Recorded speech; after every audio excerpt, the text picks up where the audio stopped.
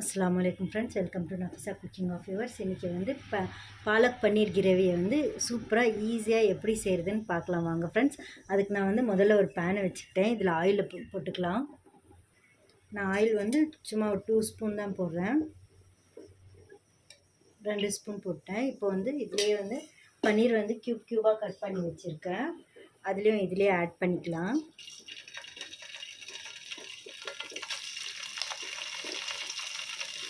தனித்தனியாக போட்டுக்கோங்க, இல்லைன்னா அது வந்து உடஞ்சிரும்.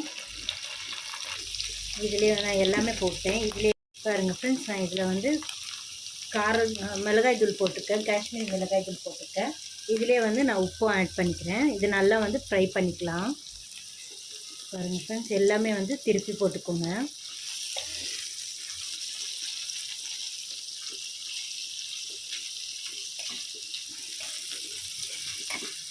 இது வந்து திக்னஸ் கொடுக்கும். இது வந்து நீங்கள் வந்து ஃப்ரை பண்ணி போட்டிங்கனாக்கா, நீங்கள் அப்படியே போட்டிங்கனாக்கா அது வந்து அது உடஞ்சிரும். அந்த கிரேவியில் இருக்கவே இருக்காது. அது ரொம்ப ரேராக கிடைக்கும். அதனால தான் இது வந்து நீங்கள் ஃப்ரை பண்ணி போட்டிங்கனாக்கா உங்களுக்கு வந்து உப்பு காரம் ரெண்டையும் சேர்த்து வந்து சூப்பராக இருக்கும். சூப்பர் டேஸ்ட்டு தரும் உங்களுக்கு ஃப்ரை பண்ணி போட்டிங்கனாக்கா. பாருங்கள் ஃப்ரெண்ட்ஸ், நல்லா ஃப்ரை ஆகிடுச்சு. இது இப்போ வந்து இதை எடுத்துடலாம்.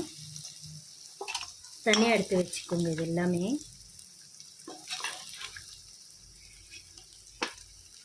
பாருங்கள் ஃப்ரெண்ட்ஸ், நான் வந்து அது ரிமூவ் பண்ணிவிட்டு அதே ஆயில் வந்து அது எல்லாமே ரிமூவ் பண்ணிவிட்டு திரும்ப அதே ஆயில் வந்து 2 ஸ்பூன் இருக்குது.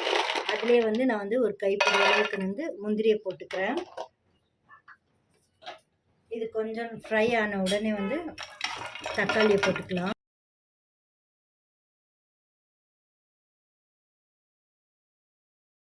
அதுக்கப்புறமா வந்து சோம்பு வந்து ஒரு சும்மா ஒரு 2 ஸ்பூன் மாதிரி நான் போடுறேன். சின்ன ஸ்பூனில் 2 ஸ்பூன் மாதிரியாக போடுறேன்.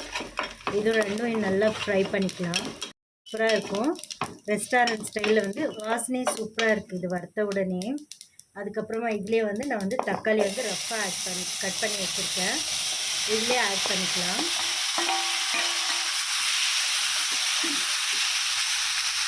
இதிலே வந்து நான் வந்து கருவேப்பிலை ஒரு கைப்பிடி அளவுக்கு போட்டுக்கிறேன்.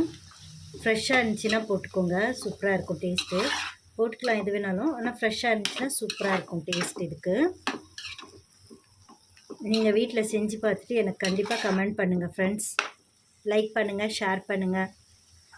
பாருங்கள் ஃப்ரெண்ட்ஸ், இதிலே வந்து நான் வந்து தேவையான அளவுக்கு உப்பு போட்டுக்கிறேன். கொஞ்சம் இது வேகிறதுக்கு வந்து கொஞ்சம் சீக்கிரமாகும். அதுக்கப்புறமா இது வந்து மூடியை போட்டுடலாம் ஒரு 5 நிமிஷத்துக்கு. தக்காளி நல்லா வேகட்டும். வாங்க ஃப்ரெண்ட்ஸ், ஓப்பன் பண்ணி பார்த்துக்கலாம். நல்லா வெந்துட்டு சூப்பராக இருக்குது. இப்போ இதிலே வந்து ஒரு பாலக்கீரை எடுத்திருக்கேன், 1 எடுத்திருக்கேன். ஒரு கட்டு பாலக்கீரை வந்து நான் இதிலேயே சேர்த்துக்கிட்டேன். இதுவும் நல்லா இதிலேயே வந்து நல்லா ஃப்ரை பண்ணிக்கோங்க. இதோட தண்ணி எடுத்துட்டிங்க, தண்ணியில் நான் தனியாக பாயில் பண்ணிங்கனாக்கா அதோட சத்து எல்லாம் போயிடும். அதனால் நான் எப்போவுமே இதே மாதிரி தான் செய்கிறது. சூப்பராக இருக்கும், இதுவும் டேஸ்ட்டாக இருக்கும். நீங்கள் செஞ்சு பார்த்துட்டு எனக்கு கண்டிப்பாக கமெண்ட் பண்ணுங்கள், லைக் பண்ணுங்கள், ஷேர் பண்ணுங்கள் ஃப்ரெண்ட்ஸ். உங்கள் ஃப்ரெண்ட்ஸுங்களுக்கெல்லாம் ஷேர் பண்ணிவிடுங்க. சப்ஸ்கிரைப் பண்ணுங்கள் ஃப்ரெண்ட்ஸ் மறக்காமல். இது அவ்வளோவா குக் பண்ண வேணாம், சும்மா அது வந்து வேகனாவே போதும். பாருங்கள், எல்லா லீஃபும் வந்து ட்ரை ஆகிடுச்சு. இப்போ வந்து இதை ஆஃப் பண்ணிவிட்டு இது வந்து ஆற வச்சு மிக்ஸிக்கு மாற்றிக்கலாம். திரும்ப நான் வந்து ஒரு பேன் வச்சுட்டேன். அதில் வந்து நெய்யை போட்டுக்கலாம். நான் வந்து 2 டேபிள் ஸ்பூன் வந்து நெய்யை ஆட் பண்ணிக்கிறேன். இதுலேயே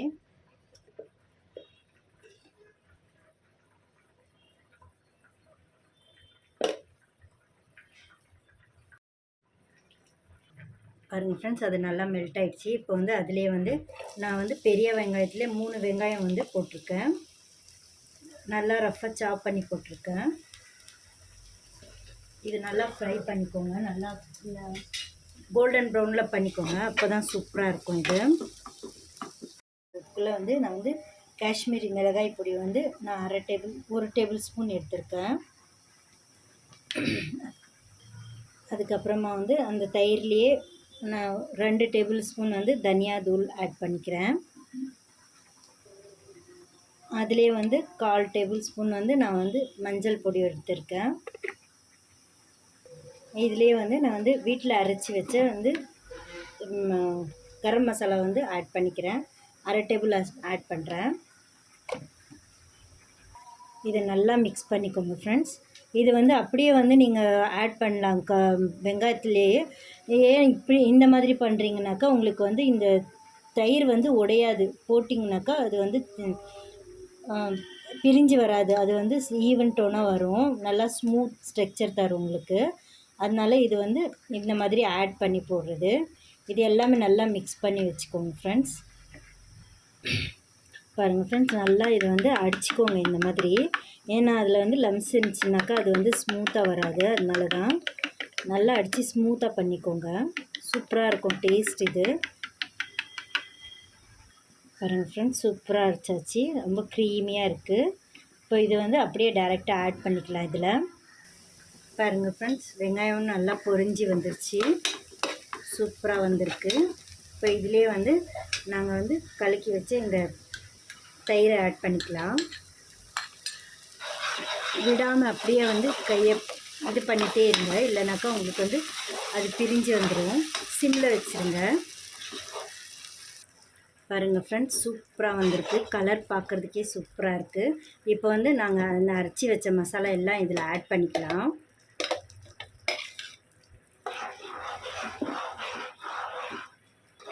எல்லா மசாலாவும் இதில் ஆட் பண்ணிக்கிட்டு நல்லா மிக்ஸ் பண்ணி விட்டுக்கோங்க. இது ரெண்டையும் வந்து நல்லா வெந்திருக்கிறதுனால அதிகமாக வந்து வேக வைக்க வேண்டாம். இது எண்ணெய் மட்டும் பிரிஞ்சு வந்தால் போதும். அது வரைக்கும் வந்து இது பண்ணிக்கலாம். இதோடவே நான் வந்து இதே மசாலா தண்ணியை வந்து கொஞ்சோண்டு ஆட் பண்ணிக்கிறேன். ஒரு 1/2 டம்ளர் மாதிரி போட்டிருக்கேன். பாருங்கள், தண்ணியே தெரியல. அந்த மாதிரி இதோட மசாலாவை மட்டும் போட்டிங்கனாக்கா போதும். இது வந்து குக் ஆகிறதுக்கு ஒரு 5 மினிட்ஸ் ஆகும். அது வரைக்கும் வந்து நான் மூடியை போட்டுடுறேன். ஃப்ளேம் ஹையில் வச்சு நான் வந்து மூடியை போட்டுறேன். பாருங்கள் ஃப்ரெண்ட்ஸ், நான் இதில் வந்து இஞ்சி பூண்டு போட மறந்துட்டேன். இப்போ இஞ்சி பூண்டு வந்து ஒரு 1/2 டேபிள் ஸ்பூன் வரைக்கும் நான் வந்து போட்டுக்கிறேன். இதிலே இது நல்லா வந்து வாசனை போகிற வரைக்கும் கொஞ்சம் கலக்கி விட்டுக்கோங்க. இதுக்கு இதுதான் டேஸ்ட் தரும் உங்களுக்கு. சூப்பராக இருக்கும் கிரேவி, ரெஸ்டாரண்ட் ஸ்டைலில். இந்த ரம்ஜானுக்கு வந்து எங்கள் வீட்டில் ஸ்பெஷல் இது பன்னீர் கிரேவி. பாருங்கள் ஃப்ரெண்ட்ஸ், அந்த பச்சை வாசனை எல்லாம் போயிடுச்சு. இப்போ வந்து நான் வந்து ஒரு 5 மினிட்ஸ்க்கு வந்து மூட்டியை போட்டுருவேன். 5 மினிட்ஸ் போதும். வாங்க ஃப்ரெண்ட்ஸ், ஓப்பன் பண்ணி பார்த்துக்கலாம். பாருங்கள், சூப்பராக வந்திருக்கு. ஒரு வாட்டி மிக்ஸ் பண்ணி விட்டுக்கோங்க. அவ்வளோதான், இது ரெடி ஆகிடுச்சு. இப்போ ஆட் பண்ணிக்கோங்க.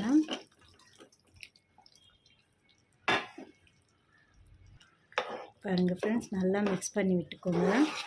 அவ்வளோதான் ஃப்ரெண்ட்ஸ், இது வந்து வாங்க சர்வ் பண்ணிக்கலாம். இப்போது பாருங்கள், சூப்பராக ரெடி ஆகிடுச்சு. இப்போ வந்து கார்னிஷிங்காக நான் வந்து கொஞ்சோண்டு புதினாவும் கொஞ்சோண்டு கொத்தமல்லியும் போடுறேன். அவ்வளோதான் ஃப்ரெண்ட்ஸ், வாங்க ஃப்ரெண்ட்ஸ் சாப்பிட்லாம். அல்லாஹ் ஹாஃபிஸ்.